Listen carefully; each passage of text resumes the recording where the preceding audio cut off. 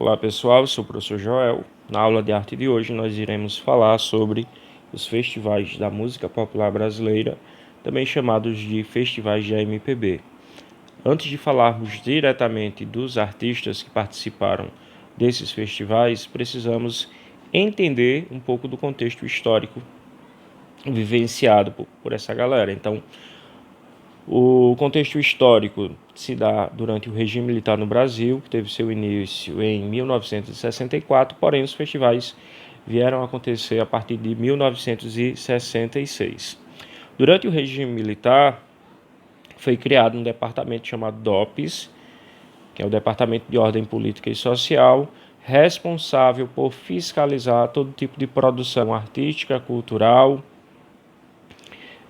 como também algumas situações políticas. O DOPS foi responsável por caçar mandatos de políticos que eram contrários ao regime militar. O DOPS ele tomou força a partir de 1968 com a criação de um decreto chamado Ato Institucional número 5, e esse ato institucional cria o Departamento da Censura, que funcionava nesse antigo prédio do Rio de Janeiro. Então, todo tipo de produção, antes de ser veiculado para a sociedade, teria que passar pelos censores. Trago para vocês outras informações. Nesse período, havia uma insatisfação popular, justamente por conta do regime, e durante todo o regime militar surgiram algumas manifestações populares, né? O povo ia às ruas reivindicando uma mudança no governo, reivindicando direitos políticos, trabalhistas, entre outros tantos. Então a arte entra aqui nessas manifestações como um canal de expressão política e social. Ela vai dar força justamente porque a música ela tem uma linguagem dúbia, ou seja, ela tem uma linguagem de duplo sentido. Cabe a cada um fazer a sua interpretação correta dentro daquele contexto histórico. Então, por conta do tropicalismo, que é um movimento musical impulsionado por Caetano Veloso, que não tem mais um compromisso de escrever as composições, né, no caso, escrever as músicas com uma coerência nos fatos, ou seja, ela desconstrói a norma padrão do texto. Como assim? Ela não tem mais uma obrigação de narrar uma história com aqueles princípios de começo, meio e fim. Não, as palavras elas são soltas, não dizem claramente o contexto, não dizem claramente a mensagem que precisam passar. Na verdade, a gente teria que estar imbuído desse grupo, né, beber um pouco da filosofia dessas pessoas, vivenciando cada fato histórico e assim compreender as suas produções artísticas. A música aqui ela é tida como uma continuidade do modernismo no Brasil. Já vimos que o modernismo ele surge em 1922, foi a primeira exposição do grupo dos modernistas, a exemplo de Tarsila do Amaral, Anita Malfatti, Vitor Brecht, Oswaldo e Mário de Andrade, né, o grupo dos cinco.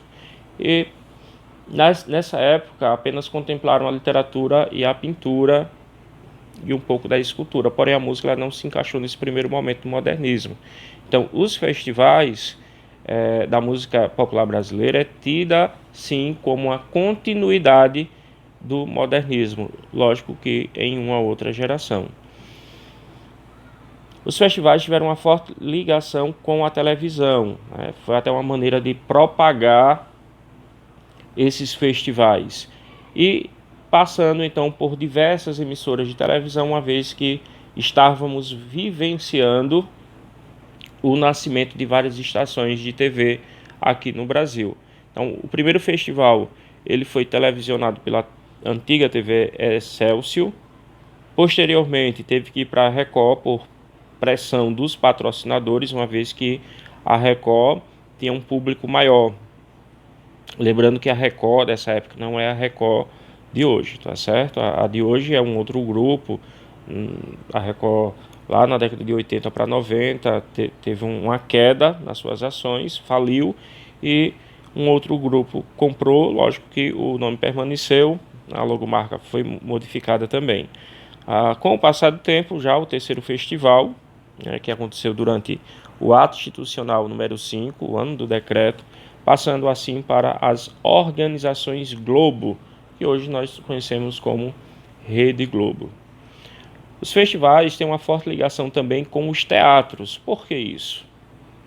Essas emissoras de televisão, elas não possuíam ainda essa estrutura de palco e auditório.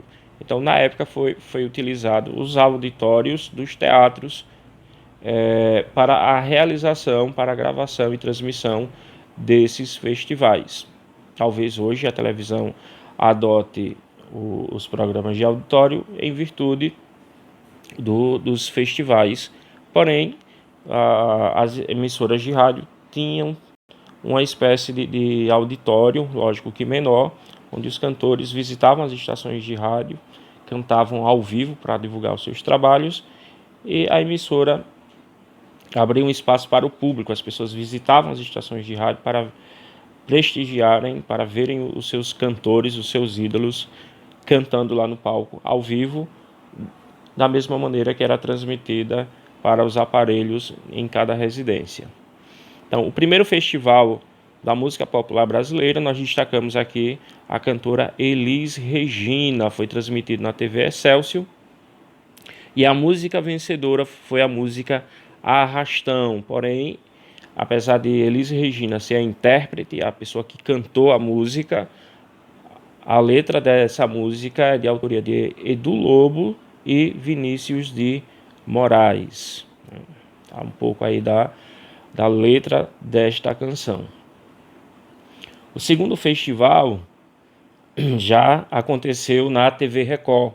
Como já tinha dito inicialmente, por pressão dos patrocinadores, houve a transferência de transmissão para a TV Record, uma vez que essa televisão ela tinha um público maior, uma audiência maior. Nesse festival se destacaram duas músicas, elas tiveram que dividir o primeiro lugar.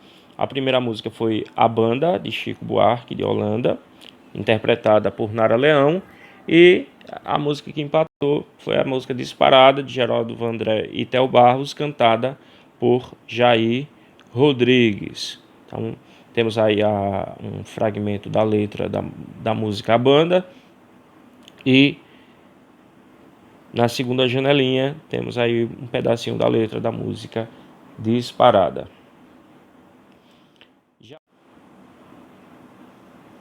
Terceiro festival da música popular brasileira, já televisionado pela Rede Globo, lá no ano de 1968, se destacou não pelo primeiro e segundo lugar, e sim pelo terceiro, pela música de Geraldo Vandré, que recebeu o título de Para Não Dizer Que Não Falei das Flores. Trago para você aqui um pedacinho da composição dessa letra. Considerada subversiva, um dos militares escreveu a seguinte nota, que essa música sequer deveria ter sido composta porque ela incentiva a população contra as Forças Armadas. Então, ela acaba incentivando as pessoas a criarem um exército alternativo, incentivando também a uma guerra civil. Então, essa música ela foi totalmente censurada na sua época. Passamos agora a estudar os principais cantores dessa época. Eu trago para vocês inicialmente Chico Buarque, aí a capa de um dos discos do Chico Buarque, e as informações básicas que eu trago para vocês é que ele era músico, dramaturgo, escritor, ator brasileiro. Ele escreveu algumas peças teatrais que também foram censuradas, principalmente uma peça chamada Roda Viva. A discografia dele é muito extensa, chegou a gravar 80 discos, entre esses discos, alguns cantando sozinho e outros com parcerias, principalmente com Gilberto Gil e Caetano Veloso. Eu tenho aqui mais outra fotografia do Chico Buarque, na época casado com a atriz de nome Marieta Severo, né? Uma das renomadas atrizes aí do cenário brasileiro. onde ela fez atuação em diversas novelas e filmes. Falaremos agora sobre o Gilberto Gil, que além de cantor, compositor, instrumentista, produtor musical e político brasileiro, tendo seu reconhecimento nacional e internacional, chegando a ganhar 2 prêmios do Grammy, tanto o Grammy americano e o Grammy latino de música. Na parte da política, Gilberto Gil chegou a ser embaixador da ONU para Agricultura e Alimentação e ministro da Cultura do Brasil durante os anos de 2003 a 2008. Tem cerca de 50 álbuns gravados, tanto em carreira solo como em parceria. E o legal do Gilberto Gil é que ele sempre busca novas fontes de inspiração para a sua música, dentre outros estilos, o rock, o funk, a música regional, né, a música folclórica, entre outros tantos ritmos surgidos ao longo da história da música. Aqui nós temos uma fotografia do Gilberto Gil na década de 60 e uma fotografia dele nos dias mais atuais. Temos aqui agora Caetano Veloso. Eu trago para vocês algumas fotografias. Na década de 70, o Caetano Veloso aí todo no estilo de se vestir totalmente diferenciado, o estilo hippie. E na segunda fotografia, ele e Regina Casé, que é atriz e apresentadora de programa de televisão. Na atualidade, o Caetano Veloso está assim.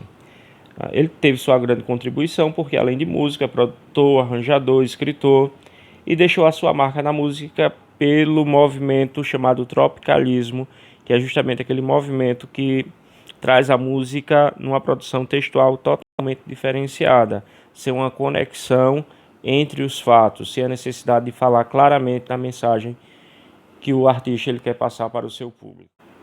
Então, por hoje é só. Vamos lembrar que a música popular brasileira ela é uma continuidade do movimento modernista que traz como principal característica mostrar a brasilidade, mostrar os talentos do Brasil.